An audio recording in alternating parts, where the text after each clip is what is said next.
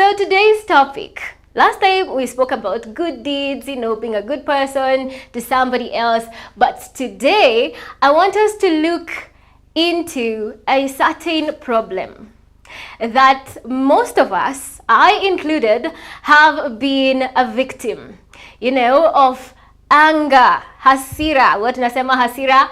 Hasara, okay? So today we are going to look at what the Bible says about getting angry. Is it right? Is it wrong? All right? So that we get to know where we stand in all this. Has anybody ever wronged you? Shawi kasirishwa na mtu so that you feel like, I don't want to see that person again. I cannot talk to them. Or how did you actually react? There is something we call righteous anger, and there is sinful anger.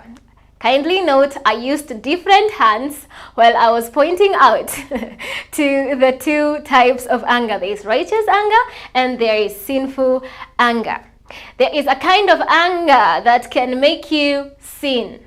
All right, as we're going to see in the verses of the Bible that we're going to read, and the quote of the day, and the stories that we shall be looking at. Sawa sawa. So today I won't be saying much. I won't talk a lot today, but I will be giving you pointers so that we see how far we are when it comes to how far we have gone in terms of anger. And are we ready to forgive those who have made us to get so annoyed, because anger is a strong annoyance, or a strong feeling of annoyance, or kind of being displeased, so that it causes you to react in a manner likely to suggest that Kingongo could be your home place if you're not careful. Sawa sawa. So we will be looking into that. So I'd like us to get into the verses of the day so that we get to walk together. Sawa sawa. And the quote of the day. So our first verse comes from the book of James, chapter 1, from verse 19 to 20. All right. And so James wrote and said, "My dear brothers and sisters, take note of this." Now, if my teacher said, "Take note of this," it meant it was something very serious, so that you do not forget. So he told them, "Everyone should be quick to listen, slow to speak, and slow to become angry." There are three actions here that are being talked about: quick to listen, slow to speak, and slow to become angry, because human anger does not produce the righteousness that God desires. Human anger does not produce the righteousness that God desires. We'll see what that means. The second verse comes from the book of Proverbs. Let's wait for it so that we can read it together. Proverbs chapter 29 and verse 22. And it says, "An angry person stirs up conflict, and a hot-tempered person commits many sins." Many sins. Kindly take note of that. That an angry person stirs up conflict.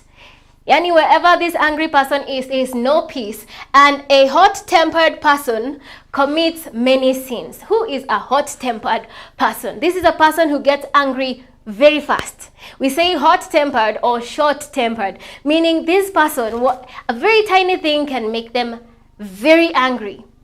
All right?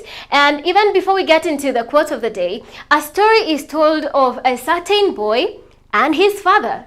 Now, the father had noticed that this boy was used to getting angry so fast to so many people around him. And so his father decided to help him calm down. Instead of him blowing up and saying very nasty things to people around him, he was going to give him hundreds of nails. Misumari, mingi sana. And he told him, for every minute, every time, every single time that you feel angry, instead of blowing up, to somebody, make sure you hammer one nail for each anger moment. All right? Hammer that nail on the fence. And the fence was a wooden fence. Or it could have been a brick kind of fence? We don't know. But for each time he got angry, he would hit a nail, hammer it into the wall or the fence. And so a day would pass and he would have hammered around 40 nails on that wall. And many days passed until he was able to control his anger. And so once he decided one day he decided, I'm done. I cannot continue blowing up like this. There's so many nails on the wall. Yani, how much anger can I carry? You know? And so he went to his father and told him, Dad, I think I have come to a conclusion of my anger. I cannot continue being angry for the rest of my life. I think I'm able to control my temper now. And so his father told him, well, very well. Now what you're going to do is go back to that wall or that fence and remove each and every nail, one after the other. And so the boy went out and he started pulling out all the nails that were on that fence. And once he was done, he looked at the fence. And so his dad told him, look at that fence. What do you think of it? And he looked at it and said, oh, it is destroyed. It is not as pleasant as it was before I hit any nail on it. And so his dad told him, here is the moral of the story. Every time you are angry and you decide to let it out on anyone, you cause those around you to become so hurt. And therefore, that person does not remain the same. Because a word once spoken cannot be taken back. It is better not to say anything at all, to be very slow, think before you actually speak, so that you do not cause unnecessary harm to those around you as that wall. Because if it was only one nail, if you got angry just once, then there wouldn't be so much damage to repair. But now, there's all this, and even if we repair it, there will still be some dents that shall be left. How much hurt, how many words have you spoken to those that are around you and have caused harm or conflict or even broken marriages or friendships or lost so much because of that anger?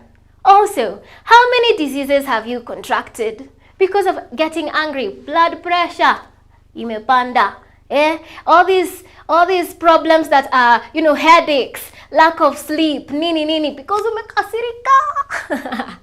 How many times have you been in that position? And I'm asking myself the same questions because, as I told you, we are learning together, and and you could be victims. We shall see as we continue. So on to the quote of the day. The quote of the day will be aired here. So by William Pelly, and it says, all anger is not sinful because some degree of it in some occasions is inevitable. But it becomes sinful and it contradicts the rule of Scripture.